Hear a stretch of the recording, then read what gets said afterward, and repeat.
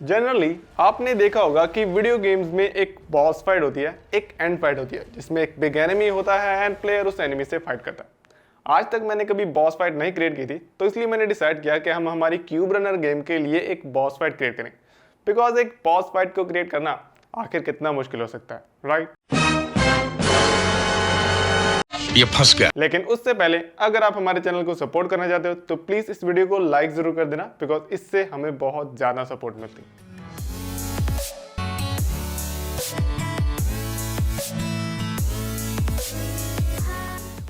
हे दोस्तों, मेरा नाम है Sunny and welcome to the channel. तो हम हमारी क्यूब रनर गेम के लिए एक बॉस फाइट क्रिएट करना चाहते हैं, लेकिन उससे पहले हमें ये डिसाइड करना होगा कि जो हमारा बॉस होगा वो आखिर दिखने में कैसा होगा। अब जो हमारी गेम है वो एक क्यूब रनर गेम है, जो उसका बॉस होगा वो भी क्यूब जैसा ही होगा। तो इसलिए मैंने क्या किया, कॉपी पर उसे ड्रॉ कर लिया और आप देख सकते हो कि मैंने कितनी हाई क्वालिटी ड्राइंग क्रिएट की। अब इस ड्राइंग को मैं 3D में कन्वर्ट करना चाहता हूँ। तो वो मैं कैसे करता हूँ, देखो 3D में कन्वर्ट करने के लिए हम 3D सॉफ्टवेयर को यूज़ करते हैं। तो मैं क्या करूँगा, ब्लेंडर सॉफ्टवेयर को यूज़ करूँगा एंड मैं हमारी ड्राइंग को 3D में कन्वर्ट कर लूँगा।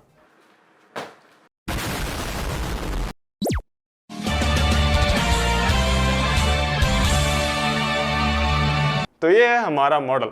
अब इस मॉडल का हम कुछ नाम सोच लेते हैं। इसका हम नाम रखेंगे क्यूब मॉन्स्टर। अब देखो, जो भी हम मॉडल ब्लेंडर में क्रिएट करते हैं उसे हम इजीली यूनिटी में इंपोर्ट कर सकते हैं। तो मैं क्या करूंगा, इस मॉडल को मैं यूनिटी में इंपोर्ट कर लूंगा। अब अगर यूनिटी में हम हमारे मॉडल को देखें, क्यूब मॉन्स्टर को देखें, तो हम देख सकते हैं कि ये थोड़ा सा डल लग रहा है। तो इसे मैं अब थोड़ा इंटरेस्टिंग बनाऊंगा। कैसे?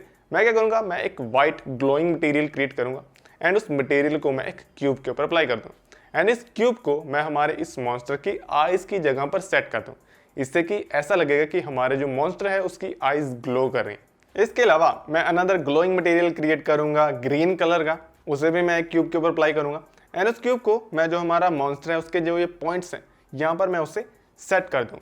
अब हमारा जो मॉडल है वो थोड़ा सा इंटरेस्टिंग लग रहा है। अब मैं जो इसका ये ग्लो है इसे मैं थोड़ा सा इनहेंस करना चाहता हूँ। तो वो मैं कैसे करूँगा, उसके लिए मैं पोस्ट प्रोसेसिंग को यूज़ करूँगा। लेकिन अब आप पूछोगे कि पोस्ट प्रोसेसिंग होती क्या है। देखो, पोस्ट प्रोसेसिंग हमें यूनिटी में इनबिल्ट मिलती है, जिसमें हमें कुछ फिल्टर्स मिलते हैं, इफेक्ट मिलते हैं, जिसकी हेल्प से हम हमारी गेम के विजुअल्स को बेटर बना सकते हैं, बहुत ज़्यादा बेटर बना सकते हैं। लेकिन इसे हमें थोड़ा ध्यान से यूज़ करना पड़ता है, क्योंकि इसकी वजह से आपकी गेम की परफॉर्मेंस के ऊपर इम्पैक्ट पड़ सकता है। इसलिए हम पोस्ट प्रोसेसिंग के बारे में एक सेपरेट वीडियो बनाएंगे जहां पर हम पोस्ट प्रोसेसिंग के बारे में अच्छे से बात करेंगे। अभी के लिए मैं सिंपल पोस्ट प्रोसेसिंग को यूज़ करूंगा एंड हमारा जो एक ग्लो है इसे इनहेंस कर दूंगा। अब ये क्यूब मॉन्स्टर लग रहा है, तो नेक्स्ट में क्या करूंगा, नेक्स्ट में हमारा जो ये मॉन्स्टर है इससे मैं मूवमेंट प्रोवाइड करना चाहता हूँ, बिहेवियर प्रोवाइड करना चाहता हूँ। और वो हम कैसे करते हैं, उसे हम गेम प्रोग्रामिंग की हेल्प से अचीव करते हैं। तो मैं क्या करूंगा, एक स्क्रिप्ट क्रिएट करूंगा एंड उस स्क्रिप्ट की हेल्प से हमारे मॉन्स्टर को राइट एंड लेफ्ट की तरफ मूवमेंट प्रोवाइड कर दूंगा। अब हमारा मॉन्स्टर एक एनिमी है, तो एनिमी तो अटैक भी करता है, तो वो हम कैसे अचीव करेंगे। तो मैं चाहता हूं कि जो ये ग्रीन पॉइंट्स हैं यहाँ से ये ग्रीन क्यूब को शूट करें। तो मैं क्या करूंगा, एक ग्रीन क्यूब क्रिएट करूंगा एंड उस क्यूब को मैं यहाँ से स्पॉन करा दूंगा, शूट करा दूंगा।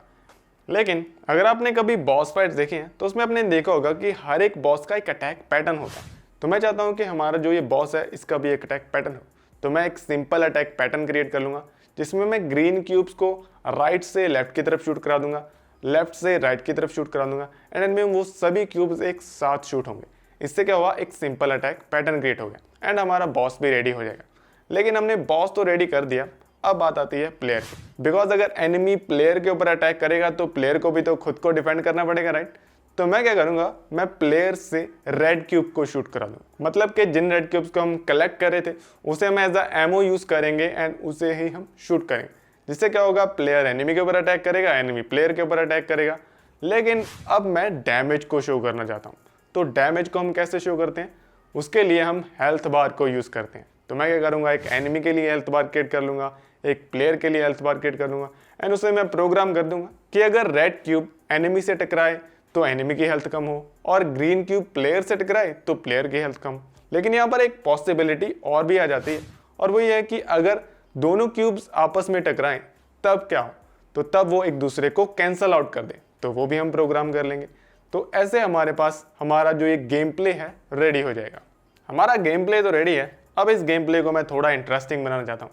तो उसके लिए मैं क्या करूँगा, पार्टिकल इफेक्ट्स को यूज़ करूँगा। अब यहाँ पर आपको याद रखना है कि पार्टिकल इफेक्ट्स को अगर आप सही से यूज़ करते हो तो आप अपनी गेम को अच्छे से बहुत ज़्यादा अच्छा बना सकते हो। लेकिन अगेन पार्टिकल इफेक्ट्स को भी थोड़ा सा ध्यान से यूज़ करना पड़ता है, बिकॉज उससे आपकी गेम की परफॉर्मेंस पर इम्पैक्ट पड़ता है। तो इसलिए इसके बारे में मैं अनदर वीडियो बनाऊंगा जहां पर मैं डिटेल में पार्टिकल इफेक्ट्स के बारे में बात करूंगा। लेकिन अभी के लिए मैं सिंपल पार्टिकल इफेक्ट्स यूज करूंगा एंड एक ग्रीन एक्सप्लोजन क्रिएट कर दूंगा एंड एक रेड एक्सप्लोजन क्रिएट कर दूंगा। फिर उससे मैं प्रोग्राम कर दूंगा कि जैसे ही ग्रीन क्यूब डिस्ट्रॉय हो तो ग्रीन एक्सप्लोजन स्पॉन हो जाए, रेड क्यूब डिस्ट्रॉय हो तो रेड एक्सप्लोजन स्पॉन हो जाए। सिंपल। एंड इसके अलावा हमने कुछ ऑडियो इफेक्ट्स ऐड किए एंड फाइनली हमारी जो बॉस फाइट है वो रेडी हो गई।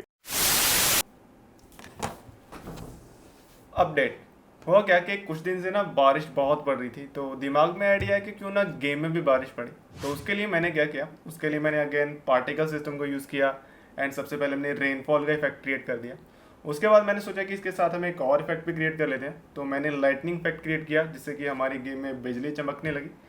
लेकिन अभी अगर हमारी गेम की तरफ देखें तो अभी जो एनवायरनमेंट है वो डे टाइम है।